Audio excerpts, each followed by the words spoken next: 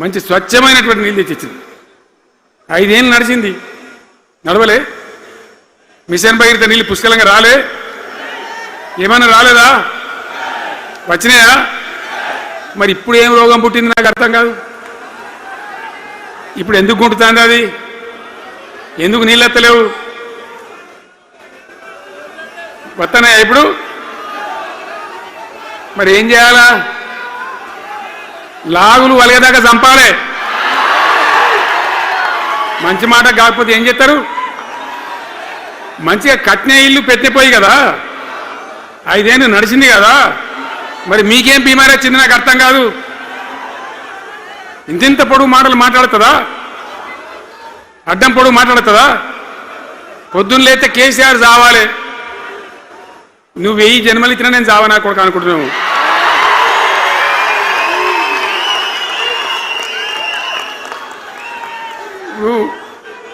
ఉట్టి మీద దాచిపెట్టింది,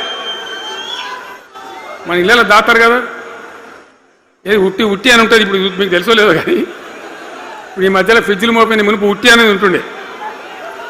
ఎండిపోయిన చేపలోకి నీ రొయ్యలో అబ్బాయి ఉంటే నీ వరుగులు ఉంటే దానిలో పెడుదురు. పిల్లికి అందదా ఉట్టి, కింద కూసుకొని శాపం పెడతా ఉంటుంది, తెగాలే పడాలి తెగాలే పడాలి. పిల్లి శాపానికి ఉట్టి తెగుతుందా? మరి విధవారు కేసీఆర్ రావాలంటే కేసీఆర్ దత్తడా? మీ దీవెన మీ ఆశీర్వచనం ఉంటే జీవన్ రెడ్డి గారు అన్నాడు, నాకు 75 ఏళ్ళు వచ్చినాయి. జీవన నేను చెప్తున్నా, నాకు కూడా 72 వచ్చినాయి. నీ వెనకనే నేను కూడా లైన్లోనే ఉన్నా. నేను ఒక్కటే మాట చెప్తున్నా, ఈ మా దేశభక్తి శ్రీనివాసేమో నాకు ఇంత పెద్ద కట్ట రాసి ఇచ్చాడు, నువ్వు మాట్లాడాలి ఇవన్నీ. అవన్నీ కాదు, ఇక్కడ దరిద్రం పోయేదాకా, ఇక్కడ టాప్ టు బాటం అన్ని వర్గాల ప్రజలు ఇది మా తెలంగాణ, మేము గర్వంగా బతుకుతాం, సంతోషంగా బతుకుతాం, అన్ని వర్గాల ప్రజలు తలెత్తుకొని వచ్చేదాకా మనం సేవ చేయాల్సిందే, చివరి శ్వాస దాకా కూడా చేయాల్సిందే, తప్పనే తప్పదు. బ్రహ్మాండంగా ముందుకు తీసుకొని పోవాలి. మీరు కూడా నాకు 75 వచ్చిందే కాదు, ఇవాళ మీరు 50-25 ఏళ్ళు తగ్గిపోయింది మీ వయసు. అంత యువకునిలాగా అంత ఉత్సాహంగా ముందుకు దూసుకొని పోదాం. తెలంగాణ ఎట్లా మంచి దాని సంగతి చూద్దాం. ఇప్పుడు అన్నీ ఒక పొదరిల్లాగా చేసినాం. కరెంటు చక్కగా ఉండేనా కేసీఆర్ రాకముందు? కరెంటు ఉండేనా? కేసీఆర్ ఉన్న రోజులు మంచిగా ఉండేనా? మరి మళ్ళీ ఇప్పుడు ఏం రోగం వచ్చే, ఏం బీమారి వచ్చే? కరెంటు కాకెత్తుకొని పోయిందా? ఆనాడు 7000 మెగావాట్లుంటే ఒక ఏడాది లోపల మంచిగా చేసి 24 గంటల కరెంట్ ఇచ్చినాం, ఒక క్షణం కూడా పోకుండా. ఎప్పుడైనా రిపేర్ అవుతుంది తప్ప, టెక్నికల్ ప్రాబ్లం అవుతుంది తప్ప పోకపోతుండే. అంత మంచి పవర్ సప్లై చేసినాం. దాని తర్వాత యాదాద్రి, భద్రాద్రి, ఇంకా చాలా కొత్త సబ్ స్టేషన్లు నిర్మాణం చేసినాం, జనరేటింగ్ స్టేషన్లు పెట్టాం, 20,000 మెగావాట్లకు తీసుకొని పోయినాం. ఏది దరిద్రులకు రాజ్యం అప్పయ్యే ముందు 20,000 మెగావాట్లకు తీసుకొని పోయినాం. మరి ఏం రోగం వచ్చింది? ఏం బీమారి వచ్చింది? ఎందుకు ఇబ్బంది పెడుతున్నారు? అనేక చోట్ల రైతుల పొలాలు ఎండుతున్నాయి, పేపర్లలో ఫోటోలు వస్తున్నాయి, టీవీలలో వస్తున్నాయి, జనం ఏడుస్తున్నారు. ఎందుకు ఈ బాధ కలుగుతూ ఉంది? ఇది ఆషామాషి వ్యవహారం కాదు, ఇది జీవన మరణ సమస్య, మన బతుకుదెరువు సమస్య. ఓట్లు వేసేటప్పుడు నేను సిల్కలకు చెప్పినట్టు చెప్పిన, ఉల్టా పల్టా ఎటుపడితే వేయకుండా దెబ్బతింటారని చెప్పిన. నా మాట ఇన్నోడు ఇన్నలే. ఇప్పుడు ఏమైంది? ఏం జరుగుతుంది? ఆ రోజు నేను చెప్పిన, వీళ్ళు కనుక గెలిస్తే ఈ దుర్మార్గులు, వీళ్ళ గుండె లోపల తడి లేదు, వీళ్ళు రైతు బంధుకు రామ్ రామ్, దళిత బంధుకు జై భీమ్. అయిందా? అట్లే పక్క ముచ్చట. ఇక ఇవాళ ఇప్పుడు జీవన్ రెడ్డి గారు చెప్పిండు, కాంగ్రెస్ వాళ్ళు సభ పెట్టినాడు, కాటారంలో బుడరంలో పెట్టినాడు, ఆడ పైసలు ఎత్తారట. ఇది ఒక్క తేపకేసి రైతు బంధు నెలకొకిస్తా, ఎకరానికా అంటే 2 నెలలకు ఒక ఎకరానికి అంతేనా? 6,000 వేసినాం మా అంత సిపాయిలని బొచ్చగొట్టుకుంటారు. ఆనాడు ఎట్లా పడేది రైతు బంధు? 10 రోజుల గ్యాప్లో మొత్తం రైతులకు వచ్చేసింది. టంగ్ మన సెల్ ఫోన్ మోగుతుండే, మంచిగా టింగున పోయి బ్యాంకుకి వెళ్ళి తెచ్చుకుంటుండే. ఎక్కడ పోయి మరి ఏం మాట్లాడిండ్రు? ఉరుకుని బ్యాంకులో పోయి 2 లక్షలు 3 లక్షలు లోన్ తెచ్చుకోండి. తెల్లారే ఆనాడే సంతకం పెడతాం, లోన్లన్నీ మాఫీ అయినాయా? ఇట్లా అడ్డగోలు నోటికొచ్చిన మాటలు చెప్పి, ఇష్టం వచ్చిన కథలు చెప్పి అర్రాసు పాడవన్నట్ట. కేసీఆర్ 10,000 ఇస్తాడా, మేము 15 ఇస్తాం. పింఛన్లు 2,000 ఇస్తాడా, మేము 4,000 ఇస్తాం. వికలాంగులకు 4,000 ఇస్తాడా, మేము 6,000 ఇస్తాం అనే వరకల్లా మన వాళ్ళు మోసపోయారు. నేను చెప్పిన ఇది మోసంరా నాయన, గోసపడతాము, ఇది అయ్యేది కాదు, ఆర్థిక పరిస్థితి లేదు అని నేను చెప్పిన ఆ రోజే మీటింగ్లలో చెప్పిన. కానీ కొద్దిమంది ఆశపడితే ఏమైంది? 1.7%తో బీఆర్ఎస్ ఓడిపోయింది. మనం కూడా 39-40 ఎమ్మెల్యేలు గెలిచినాం. ఇంకో 10 మంది కొద్ది తేడాతోనే ఓడిపోయింది. అయితే 1.7% తేడాతోనే బీఆర్ఎస్ ఓటమి పాలైంది. సరే, మంచి మాట. మరి వచ్చిన ప్రభుత్వం పనిచేయాలి కదా, వాళ్ళకు కూడా అవకాశం ఇవ్వాలి కదా. సరే, మన నాన్న వాడో వీడో కొంత దుంకులాడినా నేను మాట్లాడలే, నీ బయటికి రాలే, తక్కువ 1-2 సార్లు తప్ప రాలే. వాళ్ళకు కూడా ఛాన్స్ ఇవ్వాలి, అవకాశం ఇవ్వాలి. మనం ఎక్కసంతో ఉండొద్దు, చేయని ఏం పరిపాలన చేస్తారో చేయని, మంచిదే కదా అని చెప్పి అనుకున్నాం. మరి ఏమైతే అంది? ఎక్కడ చూసినా చిల్లర మాటలు తప్ప ఒక్కటంటే ఒక్కటన్నా నిర్మాణాత్మకమైన కార్యక్రమం ఉందా? ఒక్కటన్నా ఏదైనా గొప్ప స్కీమ్ మొదలుపెట్టిందా? ఒక పొదరిల్లులాగా వడ్డించిన విస్తరలాగా తెలంగాణ మీకు అప్పచెప్పింది. ఎన్నిట్లలో నంబర్ 1 తెలంగాణ. మంచినీళ్ళ సప్లైలో నంబర్ 1, కరెంటు సప్లైలో నంబర్ 1, పర్ క్యాపిటల్ తలసరి ఆదాయంలో నంబర్ 1, రాష్ట్ర స్థూల ఉత్పత్తి జిఎస్డిపిలో నంబర్ 1. ఎన్నిట్లనో కేంద్ర అవార్డు రావాలి. అంత బాగా చేసిన తెలంగాణ 2.5 ఏళ్లలో ఇలా ఎవ్వని మాట్లాడించినా రైతులను మాట్లాడితే గొడవ వైడుతున్నారు. నాశనం అయిపోయిందన్న, చెడగొట్టుకున్నాం, మా చెప్పుతో మేమే కొట్టుకుంటాం ఓటున్న వాళ్ళు కొంతమంది బాధపడి. ఎందుకు? ఎంత మంచిగా కడుపులో చల్లగదలు కూడా రైతులకు ఎట్లుండే, ఎంత బాగుండే. కరెంటుకు బాధ ఉండేనా, నీళ్ళకు బాధ ఉండేనా? యూరియా బస్తాలు ఇయ్యే శాతం అయితే లేదా ఈ ప్రభుత్వానికి? యూరియా బస్తాలు రాబాయి అంటే యాప్ పెట్టినే ఉంటాడు. దుకాణంలో లేకపోతే యాప్లోకి వెళ్తాయా? ఈ దమ్ముంటే తెచ్చి దుకాణంలో పెట్టాలి, కానీ ఆ యాప్లు పట్టుకొని తిరిగితే కాళ్ళకు వాపులు వస్తాయి. బస్తాలు మాత్రం దొరుకుతలేవు. నిజమేనా నేను చెప్పేది? యాడ చూసిన ఎరువు బస్తాలు కూడా శాతం కాదు ఆఖరికి. అంతకుముందు కాంగ్రెస్ గవర్నమెంట్ ఉన్నప్పుడు అట్లే ఉండే, పోలీస్ స్టేషన్లో పెట్టి అమ్మిండ్రు యూరియా బస్తాలు. ఇవాళ మళ్ళా చెప్పుల లైన్లు, కాళ్ళకు వాపులు రావాలి. ఆటో రిక్షానికి చెప్తే 10 బస్తాలు వేసిపోరాబోయంటే పొలం కాడ వచ్చి ఎత్తుండే. ఇలా యూరియా కోసం ఇంత బాధన? ఇది ఎంత అసమర్థమైన ప్రభుత్వం, ఎంతగాని శాతగాని ప్రభుత్వం. అన్నిటికీ బాధనే కదా. బంగారం లాగున్న రైతులు ఎంత ఆనందంగా ఉండే. వానాకాలం పంటలు పండితే తడిసిన ధాన్యం కాడికెళ్ళి కొని మొత్తం బ్రహ్మాండంగా రైతులకు డబ్బులు బ్యాంకులు వేసేది, మధ్య దళారు లేకుండా. మా గంగుల కమలాకర్ వేసేది, చేయి మీద కూర్చున్నాడు సివిల్ సప్లైస్ మినిస్టర్గా, కొట్లాడి తీసుకుపోయి వేసేది. రైతులకు ముందుగా పోవాలి, వాళ్ళు పోయి మళ్ళీ సెకండ్కి పని చేసుకోవాలి. ధాన్యం అమ్మిన డబ్బులు వచ్చేది, ఇటు రైతు బంధు పైసలు వచ్చేది. రైతులు మోతాదు లేకుండ్రి, మంచిగా పనిచేసుకున్నారు. ఇప్పుడు ఏమైంది? ఎరువు అనే యాపు, రైతు బంధు కోసం మొగులు చూడాలా, అది నెలకో ఎకరానికి వస్తుంది. ఇప్పుడు జగిత్యాల కేసీఆర్ సభ అంటే మళ్ళీ ఇలా పైసలు విడుదలన్నట్టు. రైతు బంధు రావాలంటే మళ్ళీ సభ పెట్టన్నా ఏంది? 3వ కిస్తీ రావాలంటే మళ్ళీ ఏమన్నా కేసీఆర్ సభ పెట్టాలి ఇక, అంతేనా? ఇది ప్రభుత్వమా? ఒక 75,000 కోట్లు ఇచ్చినాం మనం రైతులకు. 75,000 కోట్లు. పల్ల రాజశేఖర గారు ఉన్నాడు ఎక్కడున్నాడు. అయినప్పుడు రైతు బంధు అధ్యక్షుని ఉండే రాష్ట్రానికి ఎమ్మెల్యేగా లేకుండే ఈయననే నిలబడేపించింది. 73,000 కోట్ల పైచీలకు డబ్బులు అనాయాసంగా సునాయాసంగా రైతు ఖాతాలకు పంపించింది. ఇప్పుడు ఏం రోగం వచ్చింది, ఏం బీమారి వచ్చింది? అచ్చా, ఇంకో మాట మీరు నాకు చెప్పాలి. ఈ కాంగ్రెస్ సిపాయిలు ఏం మాట్లాడారు ఎలక్షన్లో?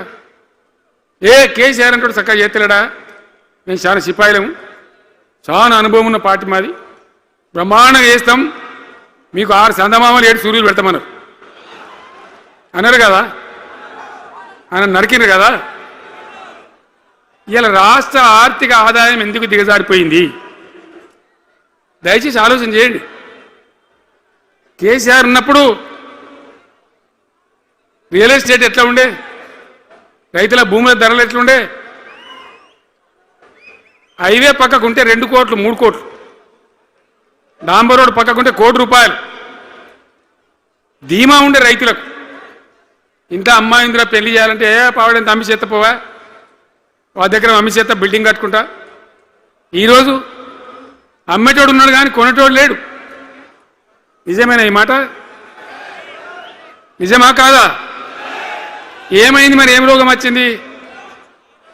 రాష్ట్రంలో ఏ వాళ్ళని మాట్లాడించినా ఎవరిని అడిగినా ఇదే బాధ. ఈ విధంగా రైతుల భూముల ధరలు పడిపోయినాయి, రాష్ట్ర ఆర్థిక పరిస్థితి పడిపోయింది, మంచినీళ్ళకు గోసపడాలి, రైతాంగం అన్నిటికి గోసపడాలి. ఇవాళ మక్కలండి, మక్కలు వచ్చినాయి, పెడితే కొంటమని చెప్పి కొనకపోతే కొనమని చెప్పుని. ఈ శాతకాని దొంగతనం ఎందుకు? లోపల అధికారులకేమో కొనకూడదని చెప్తుంది, మీది కొంటమని చెప్తుంది. మక్కలు కొనే ధీమా ఉందా? ఇవాళ కొంటుండ్రా? వడ్లు కొంటుండ్రా? కొనకపోగా మళ్ళీ ఇంకా బోనస్ ఇస్తామని ఒక బోగస్ మాట. ఎవరికైనా నచ్చిందా? బోనస్ వస్తుందా? వాటిదే బోనస్, అంత బోగస్. ఈ విధంగా పంట వేసిన కాడి నుంచి పంట కొనుగోలు దాకా బీఆర్ఎస్ ప్రభుత్వం అన్న నిలబడ్డది, రైతులకు తోడుగా నిలబడ్డది, రైతులను ఆదుకున్నది. ధాన్యం తడిసిపోతే కూడా కొన్నది. కానీ ఇలా రైతాంగం అంతా ఆగమాగం. రైతు బంధు ఎప్పుడవుతుందో తెలియదు, ధాన్యం కొనరో తెలియదు, కొంటే పైసలు తొందరగా వస్తాయో రావో తెలియదు. చాలా సతమతం అవుతుంది. రైతులను మాట్లాడితే చాలా తప్పు చేసుకున్నాం సార్, పొరపాటు అయిపోయింది అని బాధపడుతున్నారు. చేనేత కార్మికులు మంచిగా ఉండ్రి, మళ్ళీ వాళ్ళ ఆత్మహత్యలు స్టార్ట్ అవుతున్నాయి. వాళ్ళకి ఇచ్చే ఆర్డర్లన్నీ బంద్ చేసిండ్రు, ఇంకెవరికి వచ్చారట కమిషన్ల కోసం, అది వాళ్ళని అవస్థ పెడతా ఉన్నారు. ఉద్యోగులు ఆనాడు మనం 72% ఇచ్చినాం, వాళ్ళు తెలంగాణ ఉద్యమంలో పనిచేసారు కాబట్టి టీఎన్జిఓ అంటోళ్ళు సమైక్య రాష్ట్రంలో కూడా వాళ్ళ ఉనికి పొడగొట్టుకోలే, టీఎన్జిఓగానే ఉన్నారు తెలంగాణ ఎన్జిఓలుగా. కాబట్టి వాళ్ళని గౌరవించి గుర్తించి బ్రహ్మాండంగా 72% పిఆర్సీ ఇచ్చినాం. ఇలా ₹7 ఇచ్చిండ్రా, 7% అని ఇచ్చిండ్రా? ఏమైంది? ఏం బీమారైంది? ఎంతమందిని మోసం చేస్తారు? ఆఖరికి వస్తే పరిస్థితి ఏంది? ఇలా రాష్ట్రంలో రిటైర్డ్ ఉద్యోగస్తులకు కూడా వాళ్ళకి రావాల్సిన బకాయి, వాళ్ళు దాచుకున్న డబ్బులు వీళ్ళు ఇచ్చే మెహర్బానేం లేదు, ఆ డబ్బులు కూడా ఇచ్చే పరిస్థితి లేదు. ఆటో రిక్షా కార్మికులు మాట్లాడితే అన్న ఈరోజు పనికి మాలిన ఫ్రీ బస్సు పెట్టినారు, మా పుట్ట కొడుతున్నారు, మేము నాశనం అయిపోయినారు, వాళ్ళు ఏడుస్తూ ఉన్నారు. పిల్లలకు అది నేమ్ పెట్టలే. ఆయన కాంగ్రెస్ ముఖ్యమంత్రి అయినా రాజశేఖర రెడ్డి గారు ఉన్నప్పుడు పెట్టిండు, ఇది ఫీజు రియంబర్స్మెంట్ అనే స్కీమ్. మంచి లాభం జరిగింది, నేను దాన్ని కొనసాగించిన. ఇలా మొత్తం బీసీలకు ఎస్సీలకు పిల్లలందరికీ ఫీజు రియంబర్స్మెంట్ రాక 10-12 వేల కోట్ల బకాయిలు పెడితే వాళ్ళు ఆగం, వాళ్ళు రోడ్డున పడరు. కోర్టుకు పోతే పిల్లల దగ్గర వసూలు చేసుకొని చెప్పి కోర్టులు చెప్తా ఉన్నాయి. వాళ్ళ గతి ఏం కావాలి? ఇప్పుడు ఎవరిని కదిలిచ్చినా ఈ రాష్ట్రంలో, ఎవరిని మాట్లాడించినా, ఒక విద్యార్థిని మాట్లాడినా, ఒక రిటైర్డ్ అయిన ఉద్యోగిని మాట్లాడినా, పనిచేస్తున్న ఉద్యోగిని మాట్లాడినా, రైతాంగంతో మాట్లాడినా, ప్రతి వాడు ఒక అసంతృప్తి, ఒక బాధ, మాకేదో అన్యాయం జరిగినటువంటి పరిస్థితిలో మాట్లాడుతూ ఉన్నారు. పిల్లల పాపం చదువుకునే వాళ్ళు ఉంటే వాళ్ళకి విదేశాల్లో సీట్లు వస్తే 20 లక్షల రూపాయలు ఇచ్చాం. అంబేద్కర్ పేరు మీద, జ్యోతిబా పూలే పేరు మీద, ఎస్సీ పిల్లలకు, బీసీ పిల్లలకు, ఓసీలలో కూడా నిరుపేదలకు ఇచ్చినాం. ఇలా దాన్ని బంద్ పెట్టినారు. వాళ్ళు ఆగమైపోతూ ఉన్నారు. అన్నీ కూడా సర్వనాశనం చేస్తూ ఉన్నారు. అన్ని స్కామ్లు, కుంభకోణాలు, భూ కబ్జాలు. పొద్దున్న లేస్తే పేపర్ తిప్పితే బాధ కలిగేటువంటి పరిస్థితులు. సో ఈ రకంగా సింగరేణి, అద్భుతంగా ఉన్న సింగరేణి నాశనం చేసి ఇలా బొగ్గులకు స్కామ్, సివిల్ సప్లైస్ల స్కామ్, మొత్తం అని కూడా స్కామ్లు, దోపిడీ తప్ప ప్రజలకు పనిచేసే పరిస్థితి లేదు. మరి ఏం జరగాల? కాంగ్రెస్ వాళ్ళు చెప్పిన మాటలు వింటే ఈ మాటలు కోడలు దాటినట్టు ఇష్టం ఉన్నట్టు చెప్పారు. చివరికి ఏందిరా ఇప్పుడు 2.5 ఏళ్ళు గడిచిపోయింది. మరి ఏంది కథ? కాకి పెడదామంటే కంకెడి లేవు, పిట్టకి పెడదామంటే పిడికెడి లేవు. వటియే ముచ్చట్లు, వటియే మాటలు తప్ప ఎక్కడ ఏం జరిగింది లేదు. ఏ డిపార్ట్మెంట్లో కానీ, ఏ రంగంలో కానీ, ఒక ఇరిగేషన్లనా, ఒక కరెంట్లనా, ఇంకో దానిలనా, ఒక అర్బన్ డెవలప్మెంటా, రూరల్ డెవలప్మెంటా ఏమైనా జరిగిందా? ఆనాడు మన పల్లెలు బాగు చేసుకోవాలని చెప్పి దేశంలోనే ఎక్కడ లేని విధంగా పల్లె ప్రగతి కార్యక్రమాలు చేసినాం. ప్రతి ఊరికి అన్నేళ్ళ తెలుగుదేశం కాంగ్రెస్ గవర్నమెంట్లు ఉంటే చచ్చిపోతే ఏడగాలేసుకోవడం జాగ కూడా చూపించలే. ప్రతి గ్రామానికి ఆనాడు మనం వైకుంఠ ధామాలు కట్టినాం. ప్రతి గ్రామంలో క్రీడా ప్రాంగణాలు కట్టినాం. ప్రతి గ్రామంలో నర్సరీలు పెట్టినాం. ప్రతి గ్రామంలో పల్లె ప్రకృతి వనాలు పెట్టినాం. ప్రతి గ్రామ పంచాయతీకి ట్రాక్టర్ ఇప్పించినాం. ఆనాడు చెత్త తీసేది. ఇలా పనిచేస్తున్నాయా ట్రాక్టర్లు? ఊళ్ళలో ట్రాక్టర్లు పనిచేస్తున్నాయన్నా? మూలకు పడ్డాయి, డీజిల్ పోసే దిక్కులేదు. ఏం చేయాలా? పల్లె ప్రకృతి వనం పెడితే దాన్ని నీళ్ళు పోసే దిక్కులేదు. ఏం రోగం వచ్చింది? ఏం బాధ? డీజిల్ లేదా? ఆ తెలివి కూడా లేదా? ఆ రోజు నేను చెప్పిన ఆర్థిక శాఖ కార్యదర్శిని పిలిచి అవసరమైతే ఎమ్మెల్యేల జీతాలు బంద్ పెట్టుంది, కానీ గ్రామ పంచాయతీల డబ్బులు మాత్రం విడుదల చేయండి అని చెప్పినండి. అంత టెన్షన్గా డబ్బులు పంపించేది, కార్యక్రమాలు జరిగేది, గ్రామాలు మంచిగా ఉండేది. అది నాశనం పట్టిండ్రు. మున్సిపాలిటీలు అయితే మురిక్కుపాలు అయిపోయినాయి. మరి ఏం చక్కగా ఉన్నట్టు? ఏం బాగున్నదన్నా?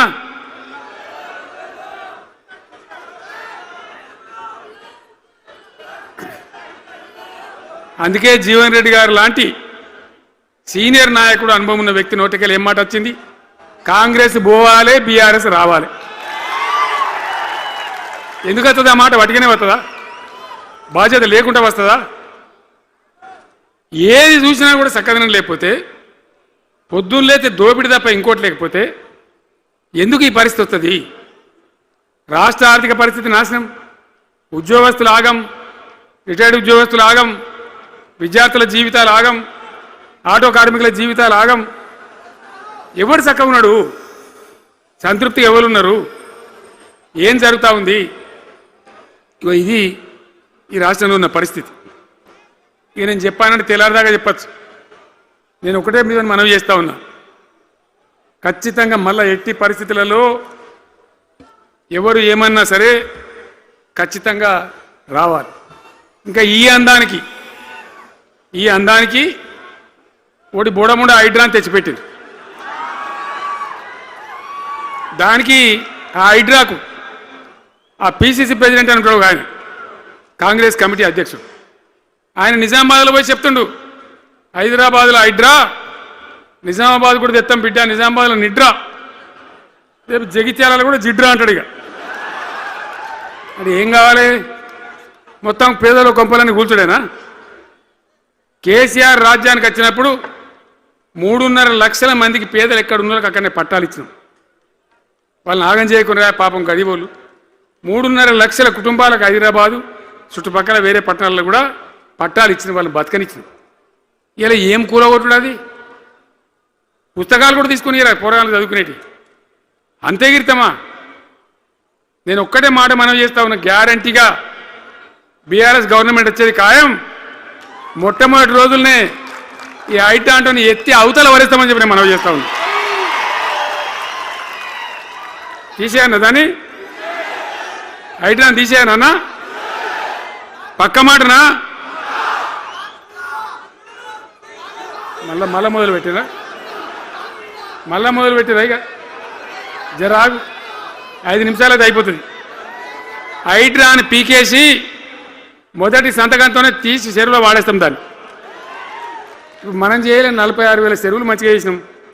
ఏమన్నా గుడిసె కూడా కొలగొచ్చామా, ఇల్లు కూడా వచ్చామా? ఇదేమి ఇచ్చేంతరం నాకు అర్థం కాదు. మూసి అని దాని ఎంబడి వాడారు, దానికి ఆడ గరీబులు ఉంటారు పాపం. మూసి ఎంబడిన గరీబులను వాళ్ళని ఏమి ఏడిపించడు?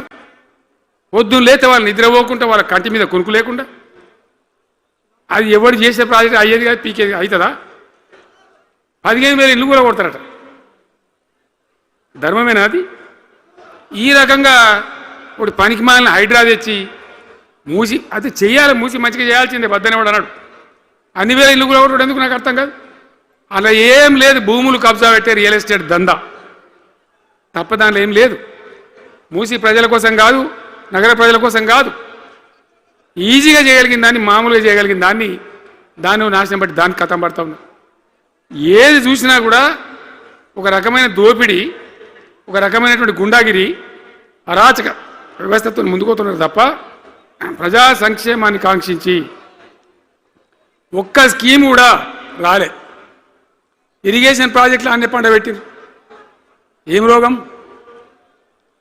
ఒకనాడు కాకతీయ కాలువ మీద, మన వరద కాలువ మీద మోటార్లు పెడితే ఏం కోసాది?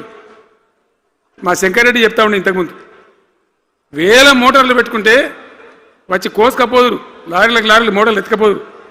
ఇదే వరద కాలువ మీద కేసీఆర్ ఉన్న రోజులు ఎవడన్నా మాట్లాడిందా? మాట్లాడలే. చివరికి ఏం చేసింది మీరు మంచిగా వినాలి. వీళ్ళు మామూలు పని చేస్తలేరు, మన జీవితాలకే బాంబులు పెడుతున్నారు. ఆ రోజు కూడా నరేంద్ర మోడీ ప్రధానమంత్రిగా ఉండే ఆయన ఏం చేసిండు? కరెంటు మోటార్లకు మీటర్లు పెట్టాలి, నువ్వు పెట్టాలి కేసీఆర్ అని నా మీద ఒత్తిడి. నేను చెప్పిన నా పానం పోయినా సరే సచ్చినా సరే నేను మీటర్ పెట్టా అని చెప్పింది. పెట్టలే. 30,000 రూపాయలు కట్ చేస్తే నీకు అన్నాడు, కట్ చేసిండు. రాష్ట్ర ప్రభుత్వానికి వచ్చేటువంటి ఆదాయం 30,000 కోట్ల రూపాయలు వదులుకొని కూడా తెలంగాణలో నేను కరెంటు మీటర్ పెట్టనియలే.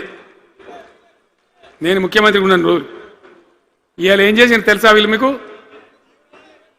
మీకు తెలియలే, మీరు అమాయకులున్నారు. ఢిల్లీకి పోయి ఒప్పుకున్నారు. ఒప్పుకొని ఏం చేశారు? అయ్యా బాంచని మీటర్లు పెడతాము, మాకు ఆ పైసలు ఇయ్యండి, కేసీఆర్ వద్దన్నారు కదా మేము తీసుకుంటాము అని ఆ డబ్బు తీసుకొని వీళ్ళే ఈ గవర్నమెంట్ పోయి సంతకం పెట్టింది.